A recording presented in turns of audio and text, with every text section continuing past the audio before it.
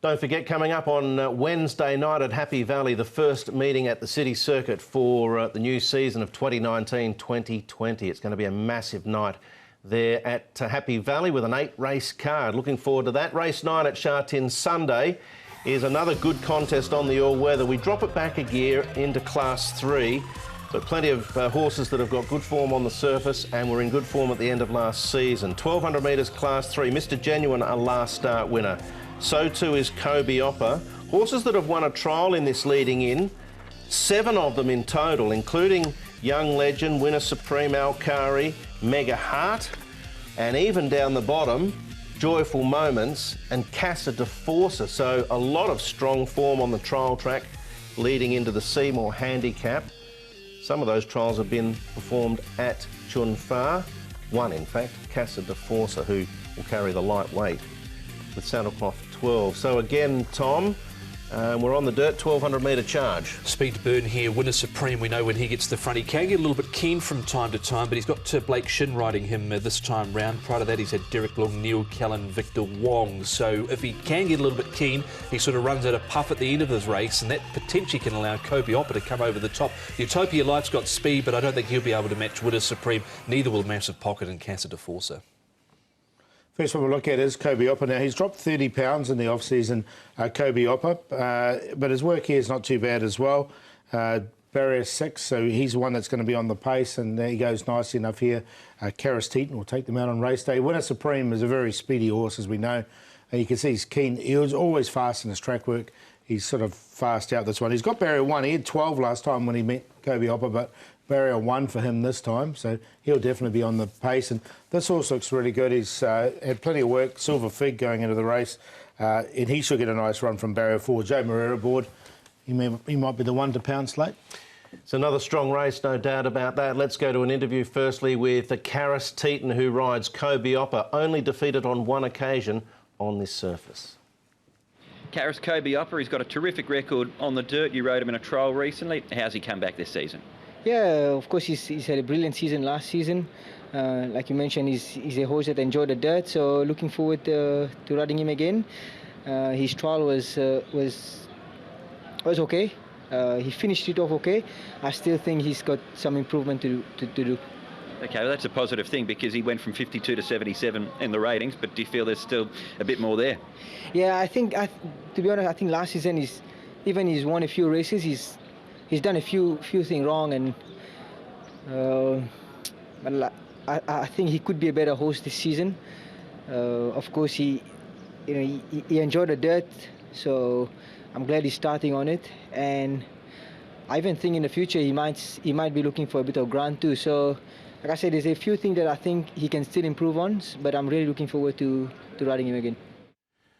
All right, so Karras is painting a fairly good picture there with Kobe-Oppa. He certainly is. He's saying there could potentially be some more improvement with him. He has been able to run first up, and he ran into a minor spot when he did run first up, but I think he's got the wood on these. This is his go, isn't it? The dirt. I just wonder if the race is going to really be run to suit him. He's got to carry 130 pounds, and there's a couple there with those few pounds underneath him.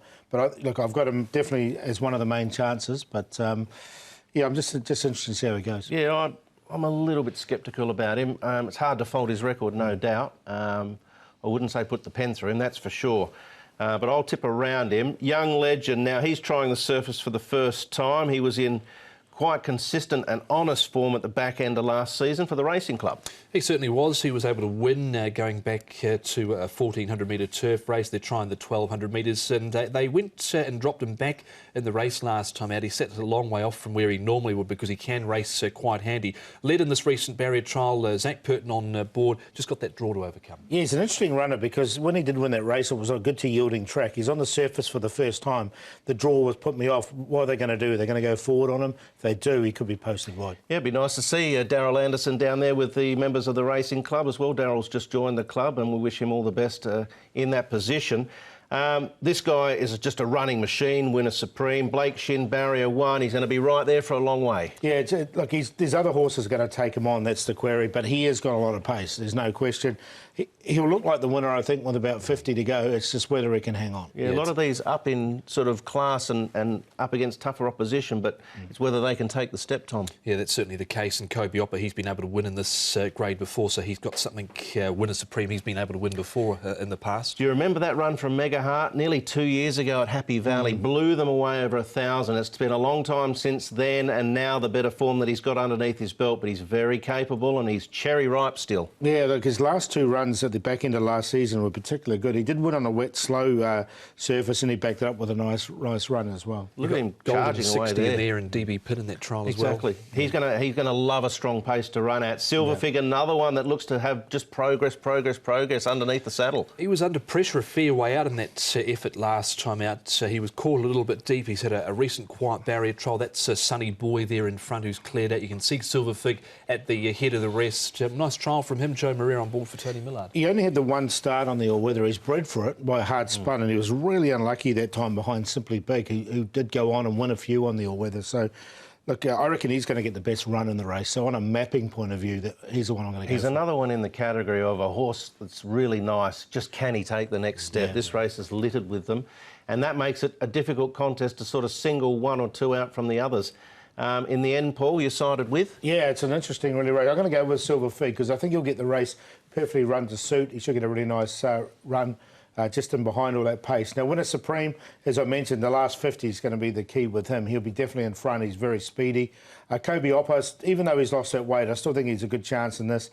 Barrier number 6. Now, the one I put in is sort of outside the square, but his Joyful Moments. He's got the 10-pound claim. He's going to come in with 109 pounds, this horse as well. And if they do go too fast, I think he can finish off the race nice enough. And he has won a couple of times on this all-weather surface. So we end up with 8, 4, 2 and 10.